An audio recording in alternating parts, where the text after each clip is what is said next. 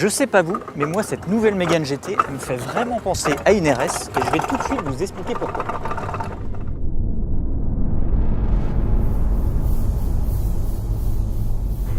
Si l'ancienne Mégane GT n'avait qu'un minuscule logo by Renault Sport à l'arrière, la nouvelle l'écrit en toutes lettres partout.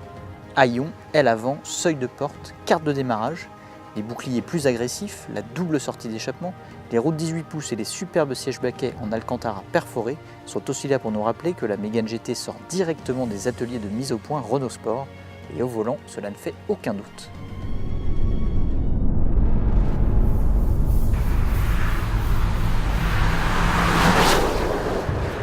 Alors c'est une grande première dans la catégorie, la Mégane GT embarque de série le châssis Fort Control avec roue arrière directrice.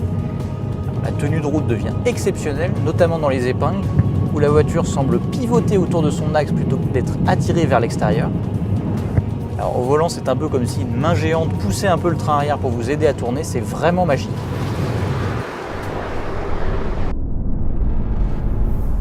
Le premier gadget de la Mégane GT, c'est la fonction rétrogradage automatique grâce à sa boîte robotisée à 7 rapports. Alors pour que ça fonctionne, il faut se mettre en mode de conduite sport, en position boîte manuelle. Alors quand on veut rentrer plusieurs rapports avant un virage, on n'est pas obligé de cliquer plusieurs fois sur la palette moins. On peut simplement la laisser tirer vers soi et là la voiture rétrograde aussitôt qu'elle le peut plusieurs rapports. Et la dernière fois qu'on a vu ça, hormis sur la Clio RS, c'était chez Ferrari.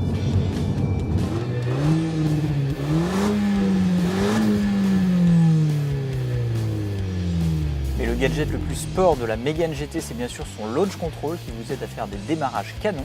Alors pour l'activer, nouvelle gymnastique, il faut mettre le pied gauche sur le frein, tirer les palettes de changement de rapport vers soi, attendre que les voyants verts s'allument, appuyer à fond sur l'accélérateur et dès qu'on est prêt, relâcher le frein.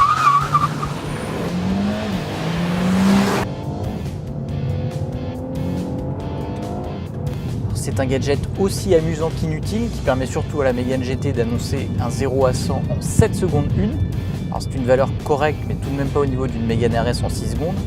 Ce qui prouve d'ailleurs que sur certains points, la Mégane GT c'est pas encore tout à fait une Mégane RS.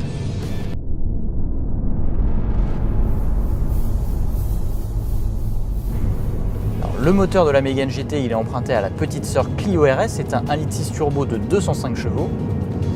Alors c'est pas qu'il est paresseux, il monte d'ailleurs une assez bonne vigueur au-delà des 4000 tours. Par contre à bas régime il manque un peu de coffre, ça c'est assez inhabituel pour un moteur turbo.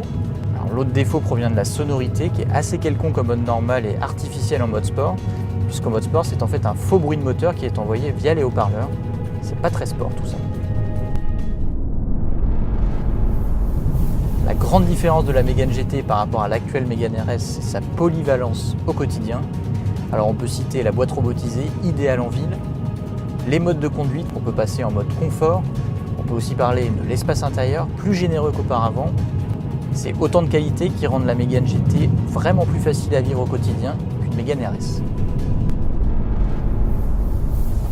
Et oui, la vraie Mégane RS arrivera bel et bien avec ce fabuleux système à 4 roues directrices et on l'espère au moins 300 chevaux. En revanche, ce ne sera pas avant 2017. Donc en attendant, on a plein d'autres essais de voitures à 4 roues à vous faire découvrir. Alors restez branchés sur l'Argus.fr et à bientôt!